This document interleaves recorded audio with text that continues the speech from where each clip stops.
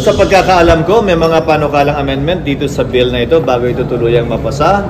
Pero sa kwentuhan din, bago pa man ako naging tagapangulo ng Senado, mas malaki ang tsansang makapasa ng anti-discrimination kumpara sa SOGI bill unless nga yung mga amendments ay mapagbibigyan.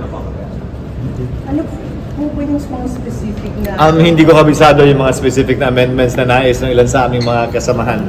Pero partikular sa pagkakaalala ko, ito yung may kinalaman sa ika nga panghihimasok naman sa individual na opinion ng ibang mga tao na taliwas o hindi sang-ayon. So opinion naman ng iba kaugnay ng SOGI bill na dapat galangin din yun. Sir, ano yung hindi acceptable sa SOGI? Hindi ko nga alam eh, hindi naman ako. Basahin nyo na lang din. Sa pagkakaalam ko kasi may mga objections sa ilan sa aming mga kasamahan tungkol doon noon pa.